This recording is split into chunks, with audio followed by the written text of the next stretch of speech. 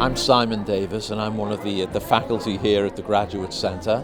I am a doctoral candidate at St. John's University, finishing my dissertation. So I'm Marta Millar. I'm a fourth year in the history program here at the CUNY Graduate Center.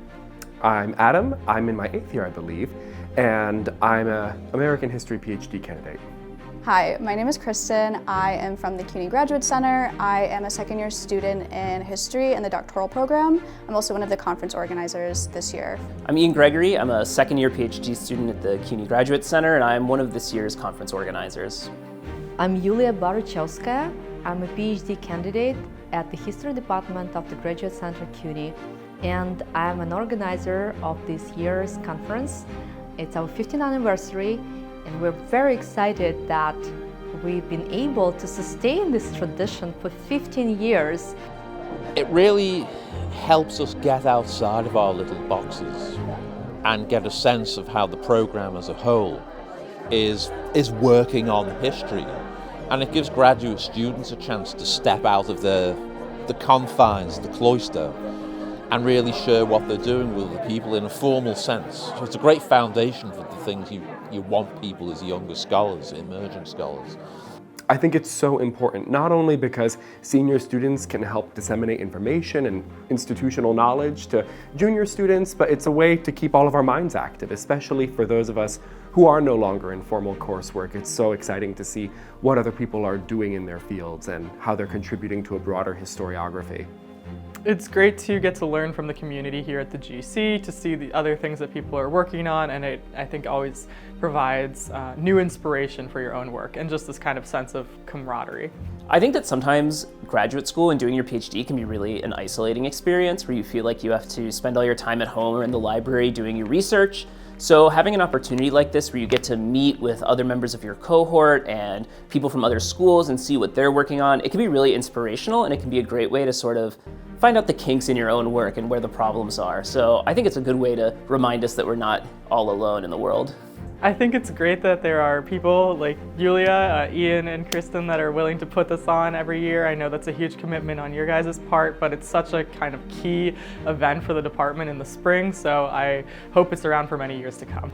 One of the most remarkable events in our program, and we are incredibly proud that we been able to engage our faculty, our student volunteers, get the funding from the Graduate and Doctoral Students Council and the History Department to keep it going and keep this event lively and engage their larger community of historians in New York and beyond into this conference.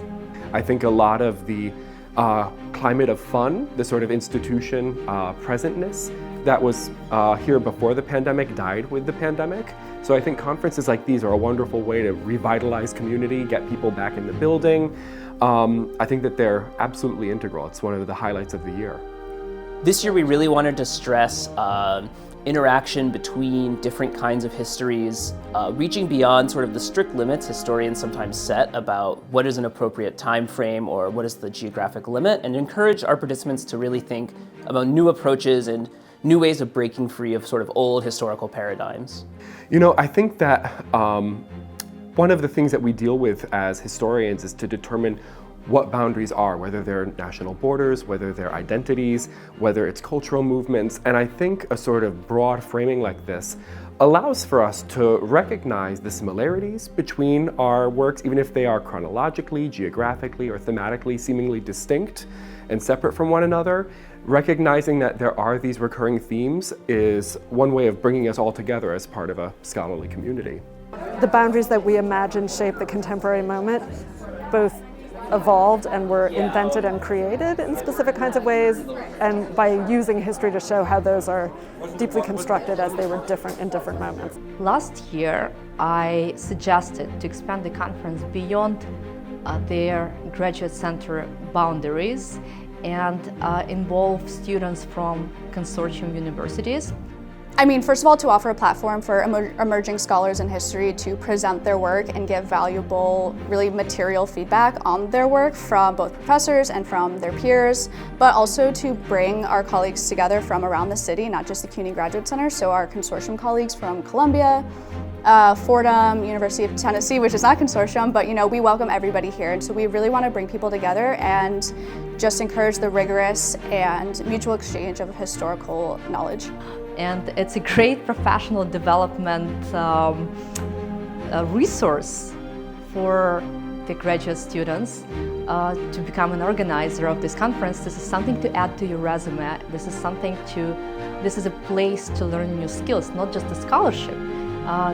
For the organizers, but also for the attendees, to gain confidence in presenting your material, presenting your work, getting the word about your research out.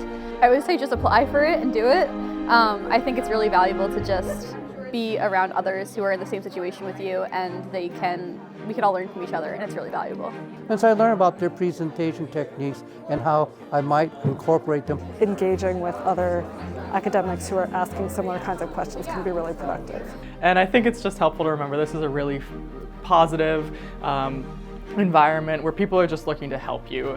In every panel I've ever attended over the past few years, the professors that give comments are really helping you to grow and expand and think about your own research, and they're not there to tear you. We got all these amazing scholars come here for the day of engagement, knowledge production, sharing of ideas, and we've been incredibly proud for being able to put it together.